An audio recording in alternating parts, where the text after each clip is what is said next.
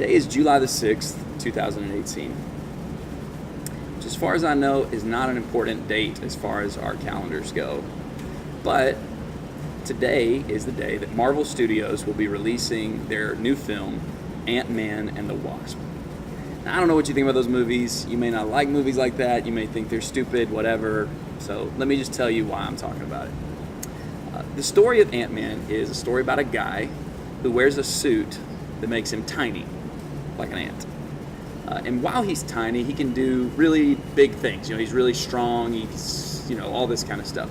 Just like an ant is. You're probably well aware of scientifically how ants are, even though they're one of the smallest of insects, they actually can carry many, many, many times their weight and are just strong and all that sort of thing. So that's the concept, is that even a tiny person, a tiny body can do huge things.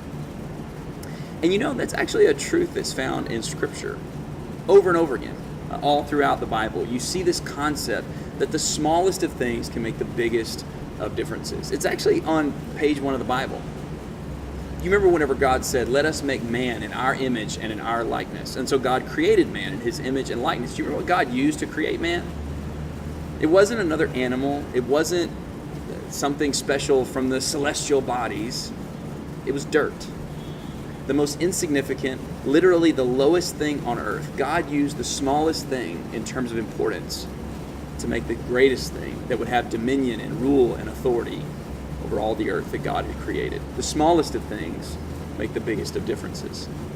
Jesus taught largely the same thing in Matthew chapter 25 when he depicted the scene on Judgment Day, and he talked about how people would come and they'd be shocked whenever he would say to them, "Come, enter into the joy of your master. You've done well. Come, you belong with me." And they would say, "Lord, what have we ever done to belong with you?"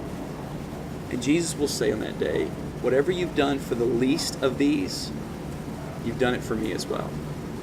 You see the point? Small things make a huge difference. I really love how this concept is talked about in Zechariah chapter 4. Zechariah chapter 4. Zechariah was a prophet of Israel during a time when they were trying to restore and fix things and do right, but it didn't seem like it was mattering much. And so God would say in chapter 4 and verse 6, "It's not by your might nor by your power." In other words, it's not by how big you are, but it's by my Spirit.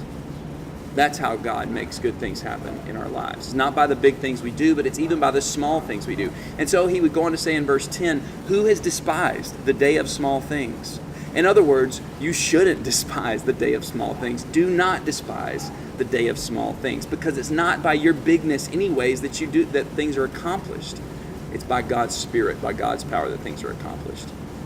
I think this has two implications for our lives as we try to learn to see the importance of even the smallest of things, to not despise the day of small things. One thing is, I need to make sure that I not despise small so-called sins. I can't despise small sins. I may think that it's okay to tell those little lies at work to stay out of trouble with my boss. I may think it's okay to watch that little bit of pornography. It's not all the time, it's just a little bit. And I may think it's okay to have that little bit of jealousy toward my friend or my neighbor or my family member who has everything going right, and I just can't really rejoice with them. I just feel it's just a little bit of jealousy. Don't despise the day of small things. And you know how those little sins can fester and grow and become a cancer that ruins your whole life. And I'll tell you, even if there's no immediate consequences here in this life with those kinds of sins, one day you won't despise the day of small things. You'll see how they'll take you to hell. But not only do I need to avoid despising the small sins, I also should never despise the small acts of goodness that God calls me to perform. Those acts of integrity and courage and kindness, doing the right thing even whenever it's hard, being a friend to those who don't have any. Even when you don't think it's a big deal, you know how one relationship can alter the course of your life. Do that for someone else. Those small statements of God's goodness and wisdom and grace and, yes, wrath against sin, those things can make all the difference. It may seem like your friends and neighbors and family don't even pay attention, but don't despise the day of small things, because even the tiniest of things can make the biggest of differences.